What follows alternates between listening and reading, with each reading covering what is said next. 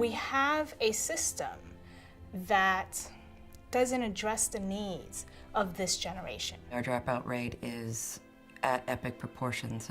It's at a 5-alarm fire. Our native kids, 33% of them are graduating. 33%. Whether it be health, whether it be economics, whether it be housing, any one of them is a knockout punch. And what we're dealing with is kids that have usually all three of those situations. 54% of the kids being expelled were Black. And they don't make up 54% of the population. And sometimes it's not so much the problem as being a youth of color problem. It's a have versus a have-not problem. It's our future. It's all of us. Dropping out for them is not something that they wake up one day and say, I'm never going to school. It is a progressive dilemma. It's not the student's fault. That's our job. That's what we do. That's our responsibility. We all play a role. It's not okay that we are not meeting the needs of our students.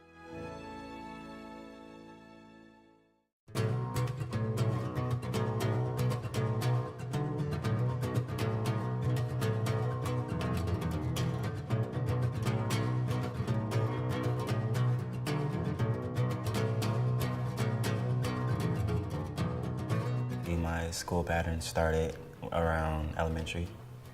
I moved a lot as a kid. I had a single mom raise me, so it kind of made me not really adapt to friends. A lot of my life was isolated up until middle school. I started getting in trouble around the 7th grade.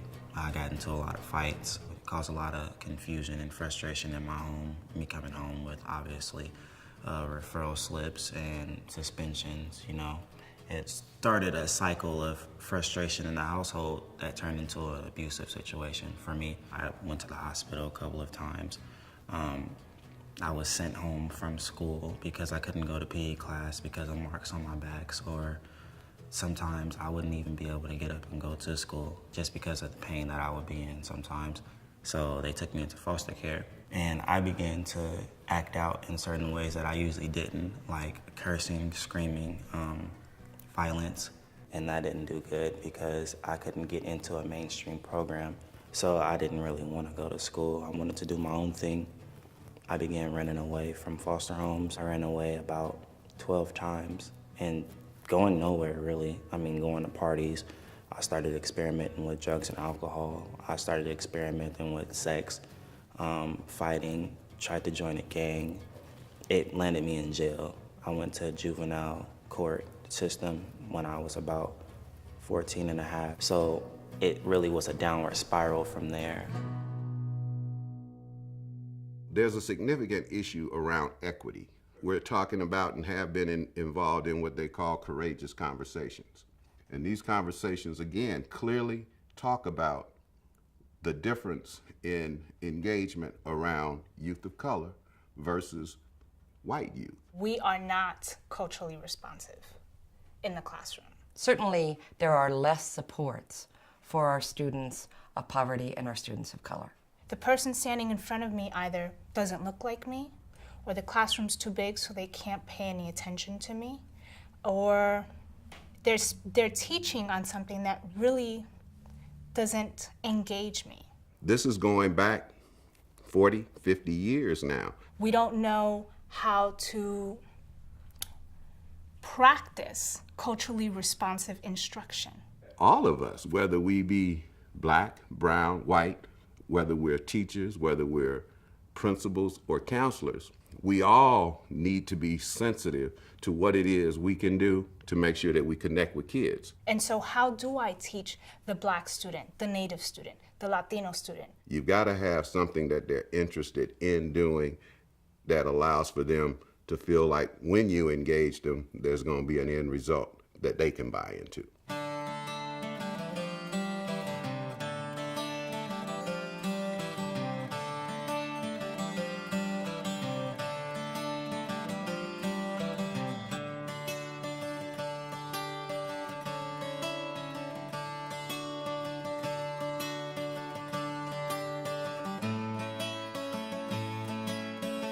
It was really hard for me to go to school. I never wanted to go to school because I had really bad ADHD, ADD, and I just could not pay attention. And I always felt kind of stupid in school. And then I kind of held on to that idea that I was stupid. I will always remember this teacher, she took my mom and I into class and was like after school one day and like pointed her finger and was like, "Your daughter has the lowest grade in the class." That kind of stuck in my head. And then I went to high school. It was huge and packed and uncomfortable, and it felt like really no one kind of cared for me is what it was. It's like I felt like, my self-esteem was going way downhill and I couldn't like ever calm down. I would have anxiety attacks during school probably once or twice a week, and I'd just be a mess like the whole time. And I became addicted to drugs, and I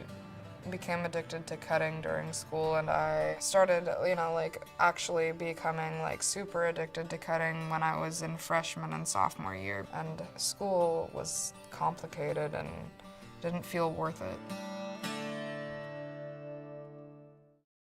To be brutally honest, I don't know that folks realize also the economic challenge this will become for our country. If we have young people who are not being educated, they will be on much more state support, federal support. We're not educating individuals to be able to sustain the economy. And I know that's difficult. I know that's hard when you got thousands of kids in the system and you've only got, one teacher, maybe one aide for 40 kids. But we can do much better. We can't compete. We think we're in a bad place now. I don't know what will happen if we continue down this road.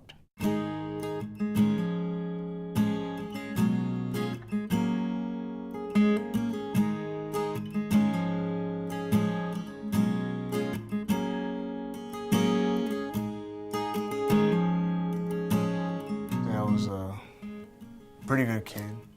I mean, I didn't get in a lot of trouble. In middle school, that's when everything started.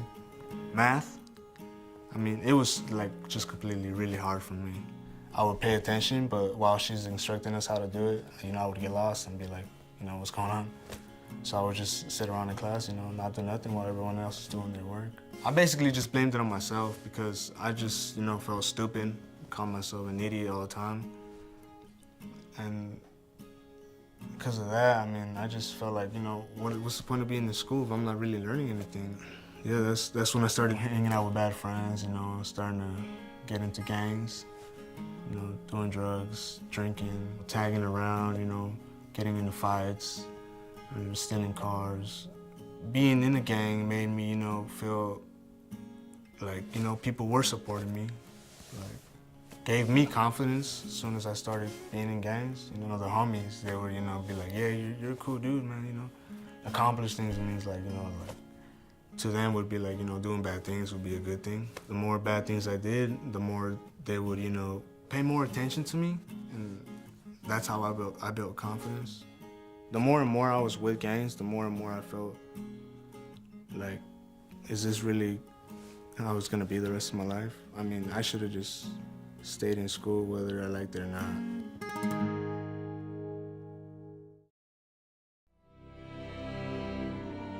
If we turn our backs on our youth, we really are turning our backs on our own children.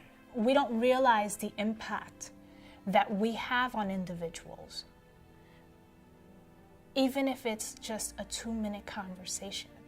Trust me. School is the most stable environment that many of our students have. And when they come to school, they see the same caring people. I hear all the time, sometimes that's the only hot meal they get in school. Well, sometimes that's the only conversation they get from an adult.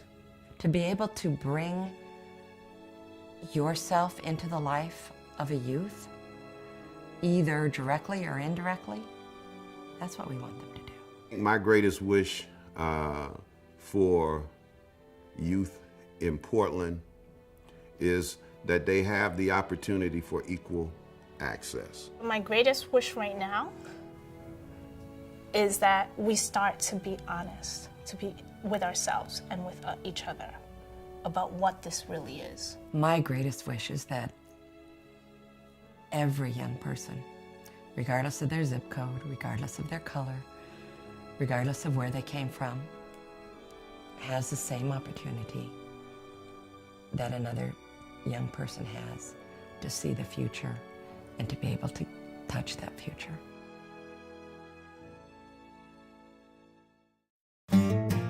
Education made me feel good, made me feel great. It made me feel, like I actually did something, learned something.